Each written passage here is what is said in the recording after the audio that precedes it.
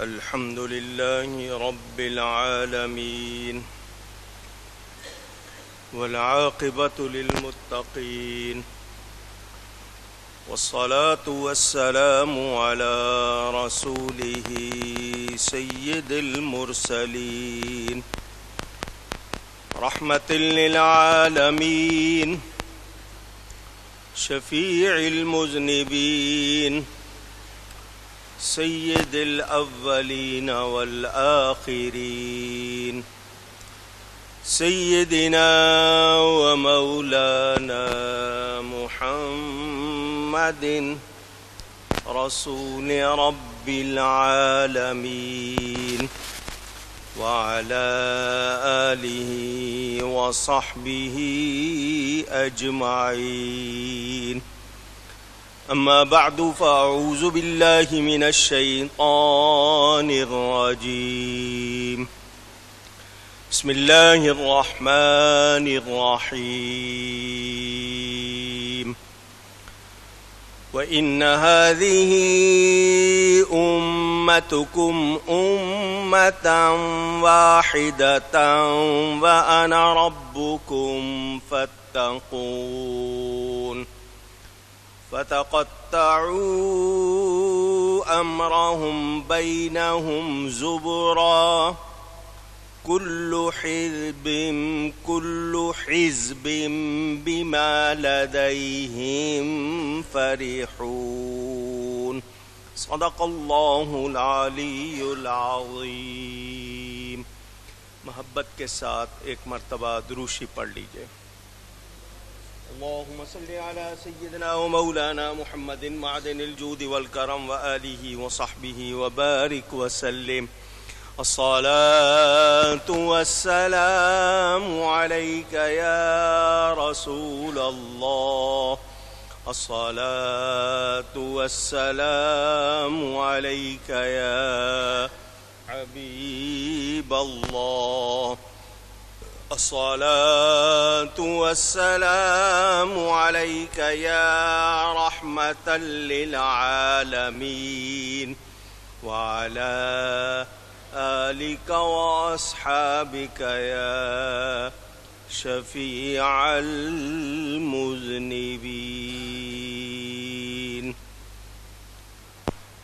حمد و صلاۃ کے بعد قرآن کریم کی سورۃ المؤمنون کی تفسیر آپ سن رہے ہیں۔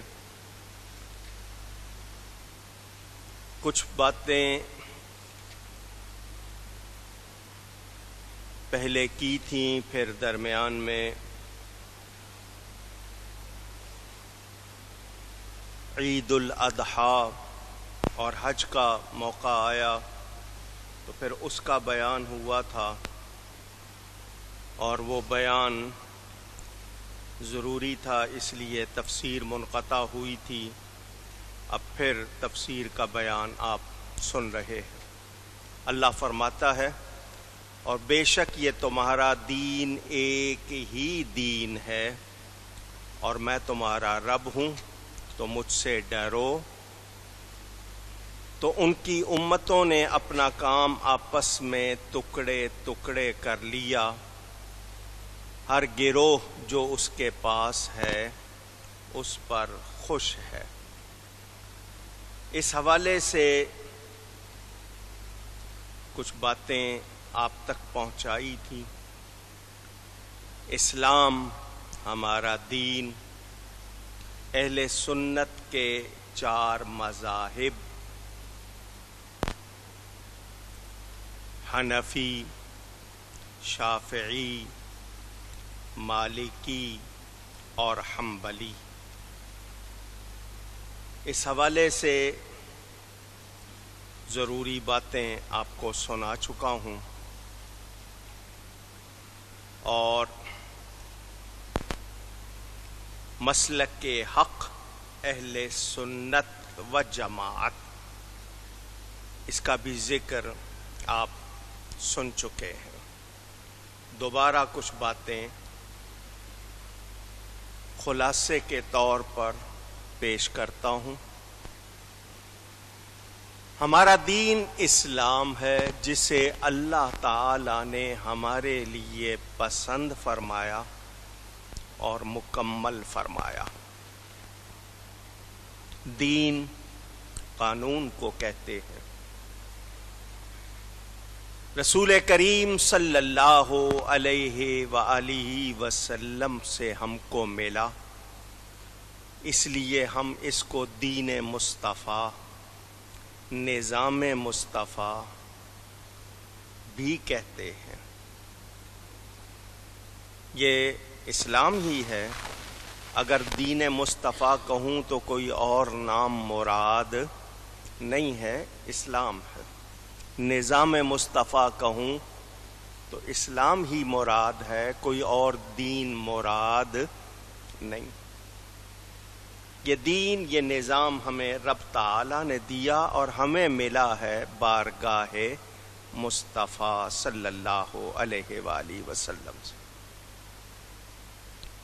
رسول کریم صلی اللہ علیہ وآلہ وسلم شارع، اسلام کو آپ شریعت بھی کہتے ہیں تو شارع، بتانے والے، سکھانے والے، سمجھانے والے، راہ دکھانے والے کون ہیں؟ رسول کریم صلی اللہ علیہ وآلہ وسلم۔ نبی پاک صلی اللہ علیہ وسلم کے ارشادات، یہاں پھر ایک دو الفاظ توجہ سے سن کے یاد کر لیں۔ اسلام کے بنیادی عقیدے قرآن اور حدیث سے ہیں، واضح الفاظ، اس کو نص کہتے ہیں، نون صاد نص، نص قرآنی۔ اسلام کے عقائد کی بنیاد قرآن و حدیث ہیں، اس کے واضح الفاظ۔ پھر نبی پاک صلی اللہ علیہ وسلم نے جو واضح فرما دیا، کوئی شخص دنیا کا کتنی ہی اچھی بات کیوں نہ کہے، وہ اسلامی عقیدہ بن سکتا نہیں۔ کیوں؟ کسی امام کا قول، اس کی کہی ہوئی بات، وہ امام ہو، مجتہد ہو، مجدد ہو، مفتی ہو، علامہ ہو، عہدے میں اگر صدر، وزیر، گورنر کچھ ہو، اس کی بات عقیدہ بن سکتی نہیں۔ عقیدہ بنتا ہے قرآن و حدیث کی نصوص سے، واضح الفاظ سے۔ نبی کریم صلی اللہ علیہ وسلم ہی کے ارشادات، واضح ارشادات، وہ بھی آپ کو سنا چکا۔ حضور صلی اللہ علیہ وسلم نے فرمایا، بنی اسرائیل میں 71-72 فرقے ہوئے، فرق کرتے گئے، فرقے بنتے گئے۔ میری امت میں 73 فرقے ہوں گے۔ یہ کچھ حدیثیں جمع کر کے اکٹھی سنا رہا ہوں۔ ان میں 71-72 ہوئے، میری امت میں کتنے ہوں گے؟ 73، سوائے ایک کے سب جہنمی ہوں گے۔ یہ کس کے ارشادات ہیں؟ نبی پاک صلی اللہ علیہ وسلم۔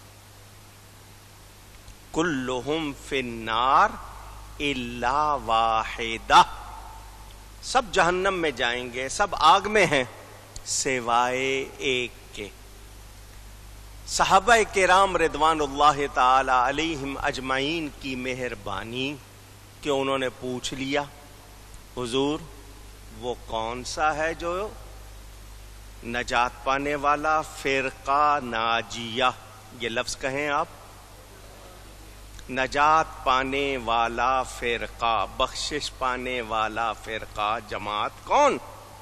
فرمایا ما انا علیہ و اصحابی، جس پر میں اور میرے صحابہ ہیں، جس طریقے پر میں اور میرے صحابہ۔ یہاں سے لفظ نکلا اہل سنت و جماعت، یہ اس زمانے کا ہے، یہ کوئی اس کے بعد کی پیداوار، آواز آئے نہیں۔ اہل سنت و جماعت کے الفاظ صحابہ سے چلے آ رہے. اہل سنت نبی پاک صلی اللہ علیہ وسلم کے طریقے والے اور صحابہ کے طریقے والے. حضور صلی اللہ علیہ وسلم کا ارشاد جو جماعت سے الگ ہوا وہ جہنم میں گیا. بخاری شریف میں بھی یہ حدیث موجود کہ جس نے جماعت کو ترک کیا، چھوڑ دیا، اس نے اپنے آپ کو آگ میں ڈال لیا. کائے کی آواز ہے یہ؟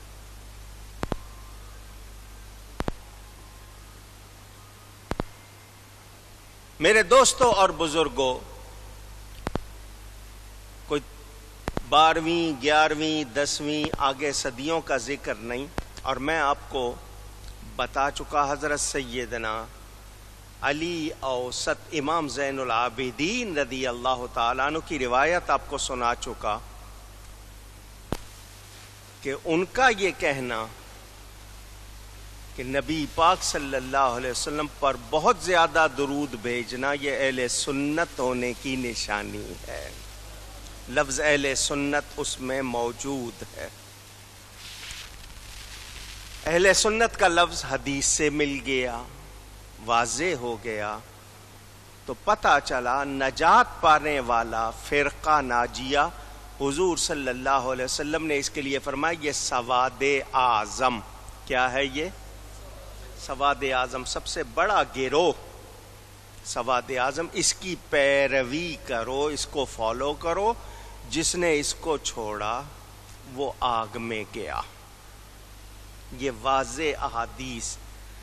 اب جب اتنی واضح ہمارے پاس باتیں پہنچ گئیں، اس کے بعد میں اور آپ یا کوئی کسے باشد کوئی بھی ہو، وہ اگر اپنی طرف سے کوئی باتیں کرے گا کیا سنی جائیں گی؟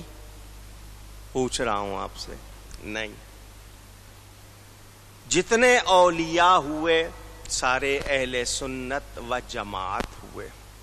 آج کل ایک لفظ بریلوی کہا جاتا ہے، وہ بھی آپ کو بتا چکا. بریلوی کسی جماعت کا نام نہیں ہے، کسی فرقے کا نام نہیں ہے، کسی عقیدے کا نام نہیں ہے، کسی مذہب کا نام نہیں ہے. یہ اہل سنت کی صحیح پہچان کا نام ہے.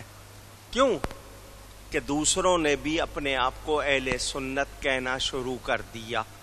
جو اہل سنت نہیں تھے انہوں نے بھی اپنے آپ کو اہل سنت کہنا شروع کر دیا. تو اب پتہ کیسے چلے کہ کون اصلی سنی ہے؟ تو 14ویں صدی میں جب غلط لوگوں نے اپنے آپ کو اہل سنت کہنا شروع کیا تو اعلی حضرت فاضل بریلوی رحمت اللہ علیہ، جو اہل سنت کے بریلی میں بہت بڑے عالم تھے، جنہوں نے اس زمانے میں صحیح عقائد کی صحیح ترجمانی کی ہے، ان کی وجہ سے ان کی نسبت، کیونکہ وہ بریلی کے تھے تو بریلوی کہلائے، حالانکہ بریلی کا رہنے والا بریلوی کہلانا چاہیے، مگر ان کی نسبت سے ہمیں بریلوی کہا گیا. ہم نے اس کو قبول کیا. کیوں کہ صحیح ترجمانی صحیح عقائد کی انہوں نے کی اور فرق بتا دیا کہ جو دوسرے ہیں وہ اہل سنت و جماعت نہیں ہیں. یہ آپ نے سن لیا. یہ میں نے آپ کو تاریخ بھی بتا دی تھی، کب سے فرقے بننے شروع ہوئے، کیسے بنے. مختصراً میں یہ بھی آپ کو سنا چکا. حضرت عثمان غنی رضی اللہ تعالی عنہ کے زمانے میں عبداللہ بن سبا یہودی، اسی لیے اس کو سبائی ٹولہ کہا جاتا ہے، وہ سبائی ٹولہ اس نے یہ ایجاد کیے سلسلے. میں نے آپ کو بتایا نئے نئے مسئلے نکالے، بحثیں چھیڑی انہوں نے. ان کو بلوائی اور سبائی کہا جاتا ہے. یہ خارجی تھے سارے کے سارے، اوپر سے انہوں نے کلمہ پڑھا ہوا تھا، اندر سے یہودی تھے. انہوں نے مسلمانوں میں یہ فرقے ڈالے کہ مسلمانوں کی قوت کو توڑا جائے. یہ بھی آپ کو میں سنا چکا.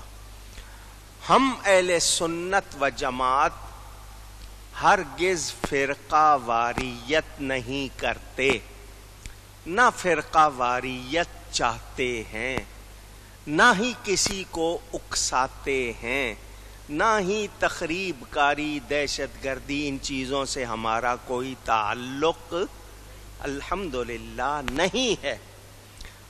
اس اہل سنت و جماعت کی ترجمانی کرنا، اس کی تبلیغ کرنا تو ضروری ہے۔ اس کے مخالفین فرقہ وارانہ باتیں کرتے ہیں، کیوں کہ وہ ان سے الگ ہو چکے۔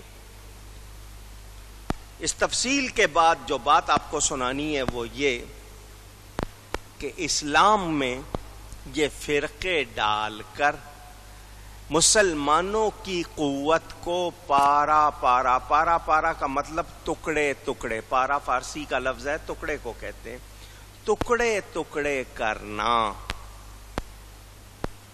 اور مسلمانوں کی شوکت کو، وحدت کو، جمعیت کو توڑنا، یہ غیروں کی سازش۔ تو جو اس کے آلائے کار بنے، جنہوں نے یہ سب کچھ کیا، وہ غلط ہیں۔ آج ہمیں حقائق جاننے چاہیے۔ الحمدللہ میں نے اپنی کتاب دیوبند سے بریلی میں یہ حدیثیں بھی نقل کی اور یہ تھوڑی سی تاریخ بھی اس میں لکھی اور بتایا کہ اہل سنت سے جو لوگ الگ ہیں ان کے عقیدے کیا ہیں، اور ہم اہل سنت و جماعت جن عقیدوں پر ہیں وہ کیا ہیں۔ ہمارا تواتر ملے گا، تواتر کا مطلب مجھ سے لے کر صحابہ تک ہر زمانے میں آپ کو یہ عقیدے نظر آئیں گے۔ صحابہ سے ہم تک آ رہے ہیں، الحمدللہ ہم صحیح عقیدوں پر ہیں اور اسی پر قائم اور ثابت رہنا چاہتے ہیں۔ اللہ تعالی ہمیں صحیح عقیدوں پر قائم رکھے۔ یہ آپ نے مختصراً تفصیل سنی۔ قرآن یہ کہتا ہے بے شک یہ تمہارا دین ایک ہی دین ہے۔ اعمال میں فرق اور بات ہے، عقائد تمام آسمانی دین عقائد میں یکساں ہیں، یہ بھی آپ کو بتا چکا۔ اور یہ بات ذرا ذہن میں نقش کر لیں کہ دین صحیح عقیدوں کا نام ہے۔ کہیے گا، دین صحیح عقیدوں کا نام۔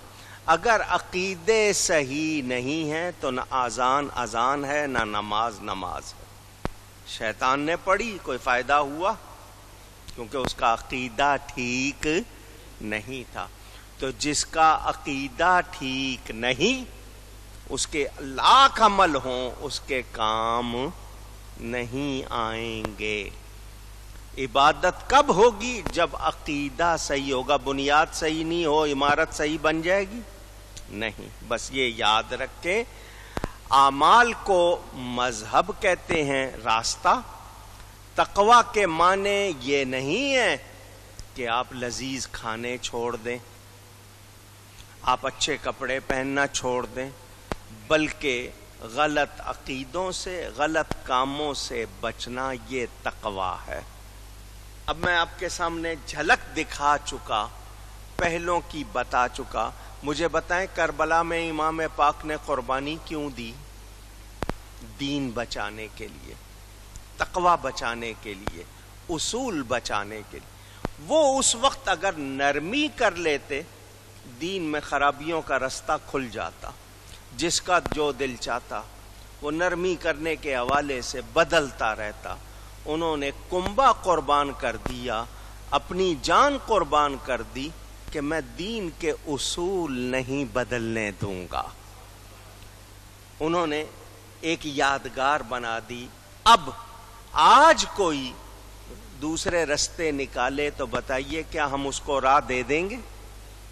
نہیں، کیونکہ اس میں گنجائش ہو سکتی، عقیدوں کے معاملے میں لچک، فلیکسیبلٹی جس کو آپ کہتے ہیں، نہیں ہو سکتی۔ اس میں چٹان کی طرح مضبوط ہونا چاہیے، سالڈ راک۔ آندھی آئے طوفان آئے عقیدے بدل سکتے اونچی ہمیں بدلنا ہوگا، شریعت نہیں بدلے گی، طبیعت کو بدلنا ہوگا۔ آپ اپنی طبیعت کو شریعت بنانے کی کوشش کریں گے تو یہ کوشش صحیح نہیں ہوگی۔ یہ آپ نے خلاصہ سن لیا۔ میں اگر آپ کو 1400 سال میں بننے والے فرقوں کی تفصیل سناؤں، کتابیں موجود ہیں، میں ایک ایک کر کے بتاتا جاؤں کون سا فرقہ بنا، اس فرقے کا بانی کون تھا، اس کا عقیدہ کیا تھا، کتنا عرصہ چلا، کس نے مقابلہ کیا، آپ کو وہ بھی سنا سکتا ہوں۔ ایک لمبی فہرست بناتے چلے گئے، ختم ہوتے چلے گئے۔ جبریہ، قدریہ، معتزلہ، کتنے آئے، چھوٹے موٹے لوگوں نے نام سے بنائے، ایک علاقے میں بنا، دفن ہو گیا، ختم، فتنے ڈالتے رہے۔ آج بھی ان کی کوششیں جاری ہیں اور وہ سب اہل سنت کے خلاف ہیں۔ کیوں کہ بدلنا تو اہل سنت کو ہے، انہوں نے، باقی تو اگر کوئی جو غلط ہے ان کو تو بدلنے کی کوشش کیوں؟ شیطان نے کیا کہا تھا؟ شیطان نے کہا تھا لَأَقْعُدَنَّ لَهُمْ صِرَاطَكَ الْمُسْتَقِيمَ، اے اللہ میں تیرے سیدھے راستے پر بیٹھوں گا اور جو لوگ سیدھے راستے پر ہیں ان کو بہکاؤں گا۔ میں پوچھنا چاہتا ہوں، آج بھی وہ لوگ جو تبلیغ کے نام پر، دعوت کے نام پر مختلف قسم کے اپنے سلسلے جاری رکھے ہوئے ہیں، غلط عقیدوں والوں کی بات کر رہا ہوں، کبھی سینما گھر میں جا کے تبلیغ نہیں کرتے، شراب گھر میں جا کے تبلیغ نہیں کرتے، ناچ گانے کی جگہ پر جا کر تبلیغ نہیں کرتے، برائیوں کے اڈوں پر جا کر تبلیغ نہیں کرتے، سنیوں کی مسجدوں پر، مزاروں پر آتے ہیں، کیونکہ یہ سیدھا راستہ ہے۔ یہ کون سا راستہ ہے؟ جو غلط راستے پر ہیں ان کو تو شیطان نے پہلے ہی اپنے قابو کیا ہوا ہے۔ کن کو بہکانا ہے؟ جو سیدھے راستے پر ہیں۔ تو آپ اس بات کو دیکھیں کہ وہ آپ کو